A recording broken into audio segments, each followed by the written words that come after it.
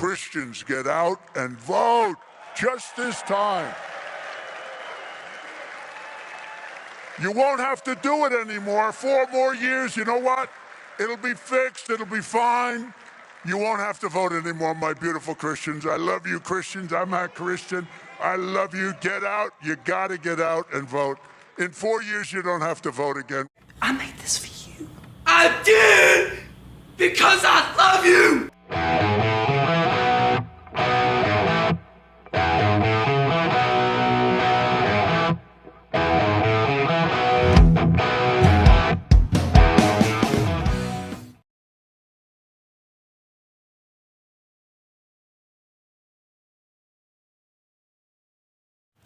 I made this for you!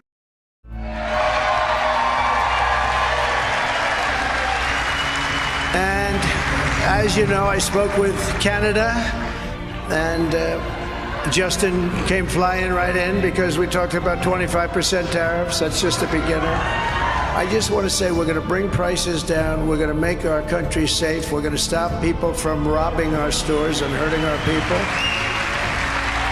And we're going to be proud of our country again. Right now, we're not so proud of our country. We're going to be very proud of our country again. It's going to be better than ever before. It's going to be more successful than ever before. We're going to be more respected throughout the world than ever before. Countries are going to respect us again. They already do, actually. I think you have seen more happen in the last 2 weeks than you've seen in the last 4 years.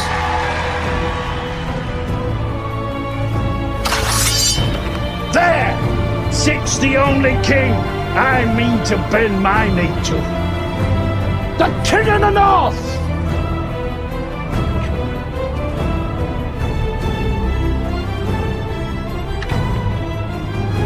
I'll have peace on those terms. The King in the North! The King in the North! The King in the North! The King in the North!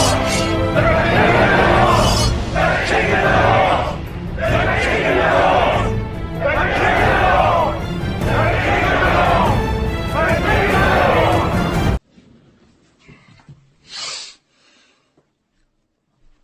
Venga, moja.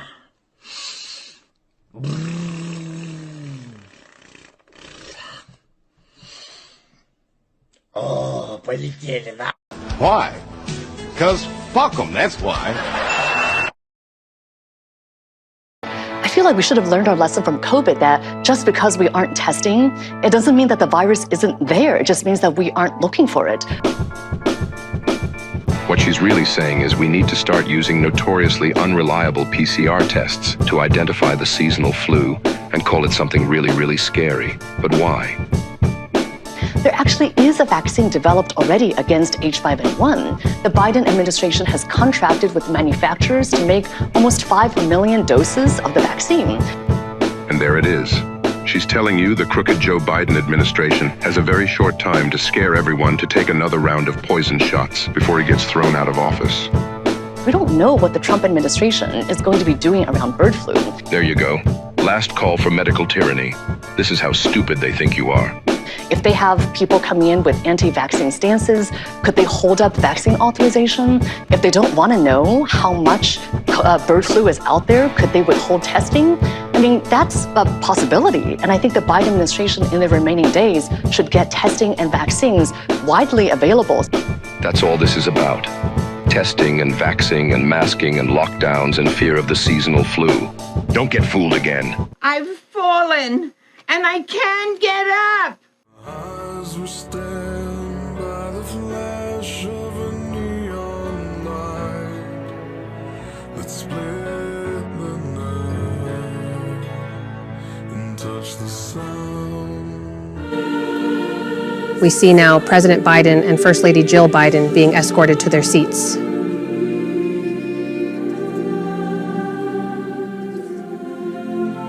There seems to be some kind of tension between Jill Biden and Kamala Harris. Oh my God, Jill Biden and Kamala Harris just started fighting. my God. We're out of the way. And until we get water tenders or the water system restored, These are $6 million. Oh, more. Oh my God, look at all these. from Operation Copy that with that. Oh my God. Yeah, strike team reporting there, Parnell.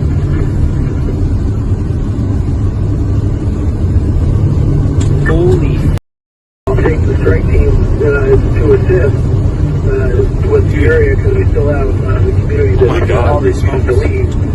But if you have other priorities, this is insane. with greater needs, This is like the most lovely.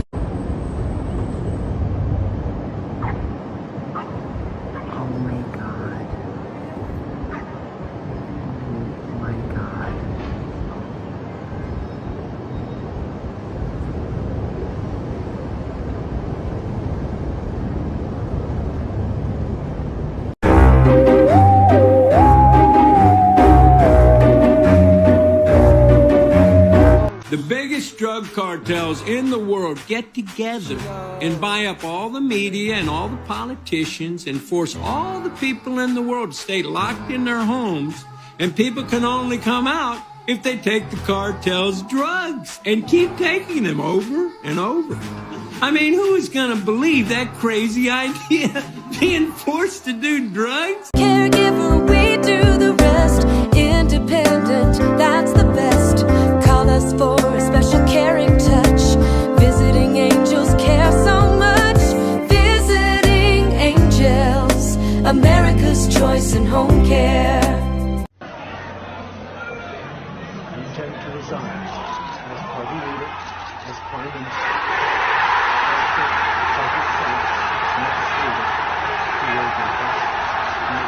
I don't care. Good. I hope the Jews did kill Christ. I'd do it again. I'd fucking do it again in a second. Have we sold our soul to the devil? How else can you explain us being here on the day? About a week, not today, but about a week ago, I sold my soul. But it didn't work out, and so I sold my soul to the devil. Why do you still do it? Why are you still out here? Well, it goes back to the destiny thing. You know, I made a bargain with it, a long time ago, and I'm holding up my end. What was your bargain? To get where I am now. Should I ask who you made the bargain with? with the chief commander. On this earth? And this earth, and then in a world we can't see. The amount of waste that happens with federal government is really staggering. You're fired! Get out! Go fuck yourself. Get the hell out of here! Fired! Get out of here! Elon Musk and I are in a position to start the mass deportations of millions of unelected federal bureaucrats out of the DC bureaucracy. That too is how we're going to save this country. You're fired! Get out! Get the hell out of here! In case your ears are fucked, get the fuck out! Get the hell out of here! Fired! Get out of here! You're fired! Get out! Get the hell out of here! How do you like my garbage truck? Go fuck yourself. You are watching the Department of Government Efficiency podcast.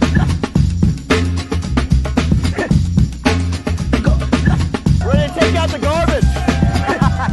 Division of Emergency Management.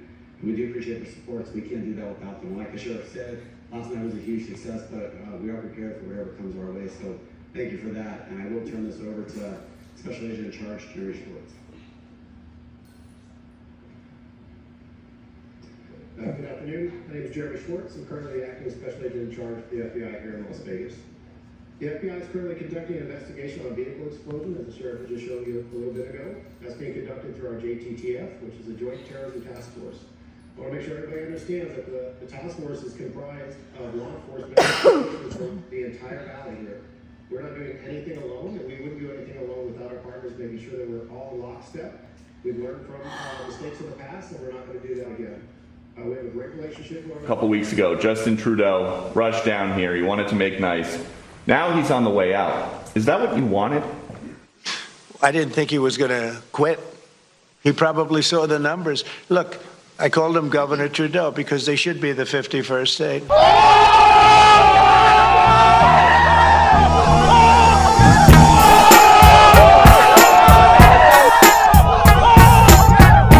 Programming. We hear you, but not programming. And obviously tough connections right now. Tony, can you hear us? Yes. Okay, I hear the producer. I do not. Okay, there we go. Don't they?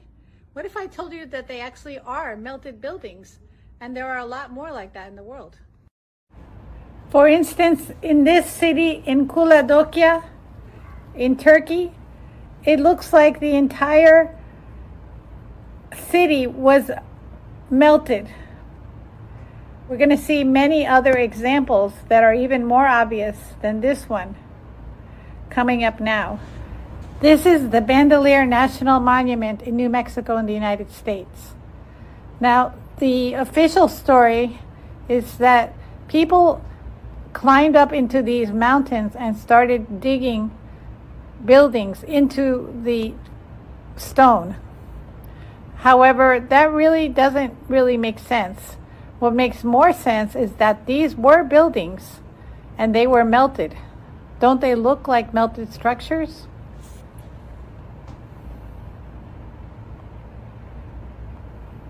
And here we have an example of a building that was supposedly chiseled into a mountain. This is in Petra, Jordan, but there are other buildings like this in other parts of the world. So the theory is that these people built this into the stone, but what's more likely is that the mountain entirely was one building and it melted around it. Doesn't that make more sense? Here we are in Turkey again, even though there are examples like this all over the world. And here you can see again, little houses built into the mountains. Again, the official story here is that people built into the mountain, but it's more likely that there were big buildings that were melted, and that's what that looks like. There are castles that are on top of mountains, but what's more likely is that that entire mountain was once a building and only the bottom is melted. Also, there are many examples of these mountains where you can see bricks coming through that are still there. So it's very likely that all of these mountains are actually created by the melting of brick buildings. And this is remake 2. All the other percussion was moving, but it wasn't moving in 4, you know. Okay, we're rolling.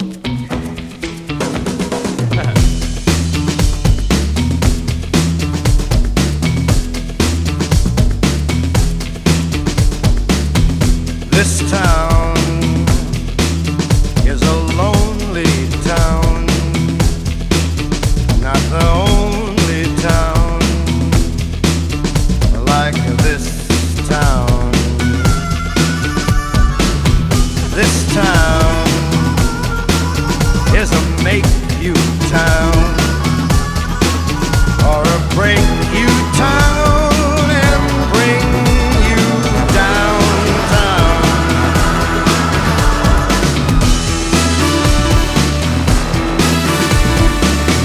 This town is a quiet town for a riot town like this town. This town is a love you town and a shove you town and push you around town.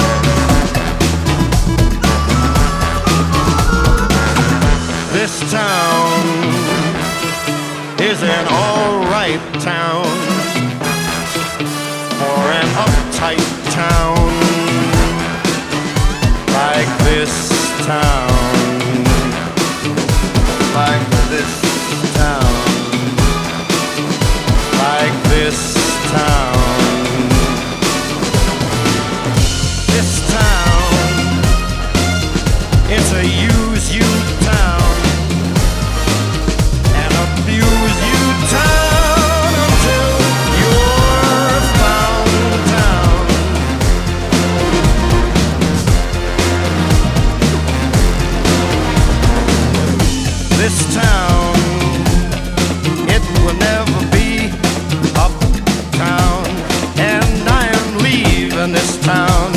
You better believe that I'm leaving this town. Are you the Oklahoma City bomber? Maybe one of the benefits of me talking to you today is that you'll see that maybe not everything is true that you've heard about me.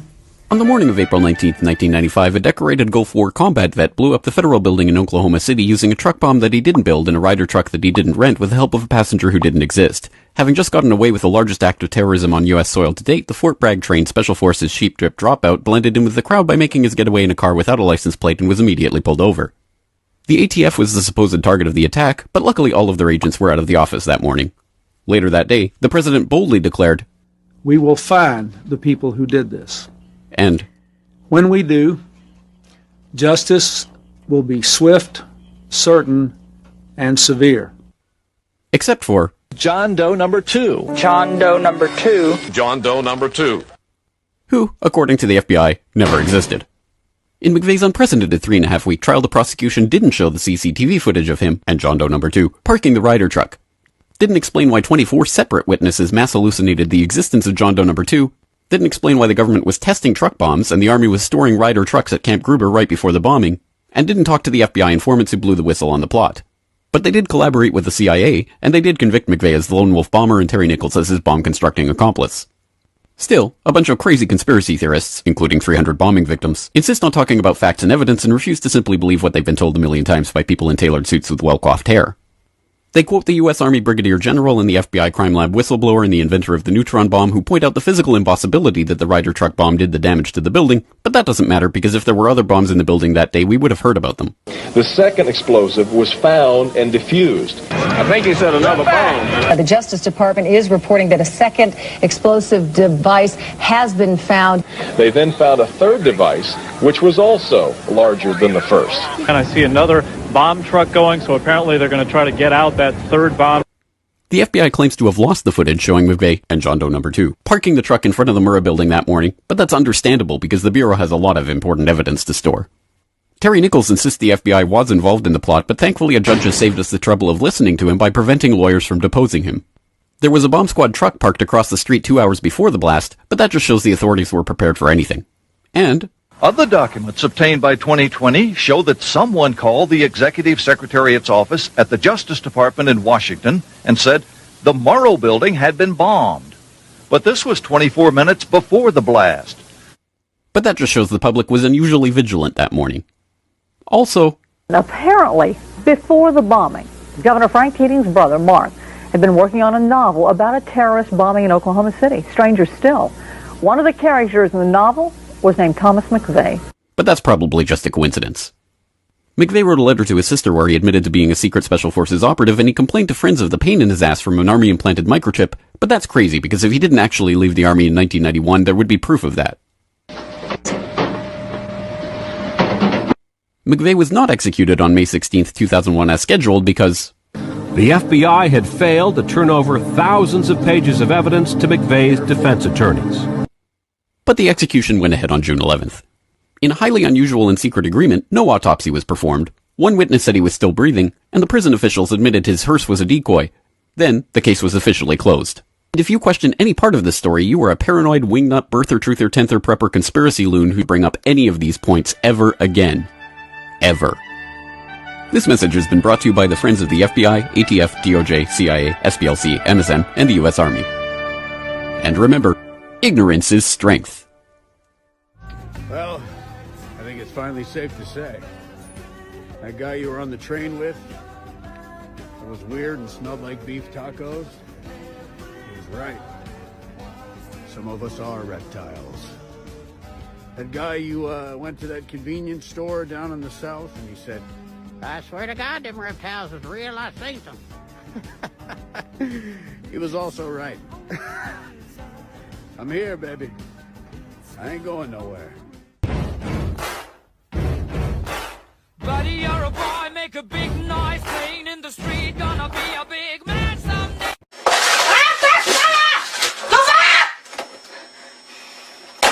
Mann, Nachher! Ich will Abulitane mitspielen! Los! Starte das verdammte Spiel!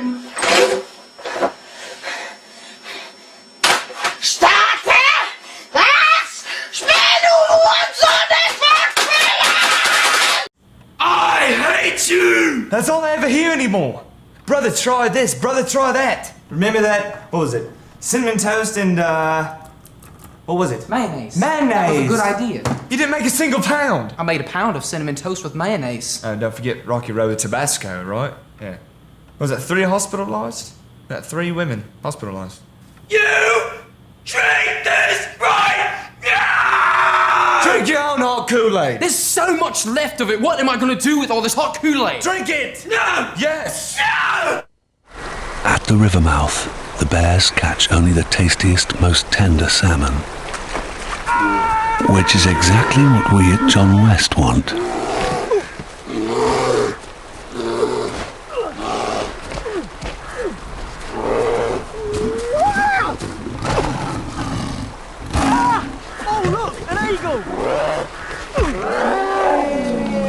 John West endured the worst to bring you the best.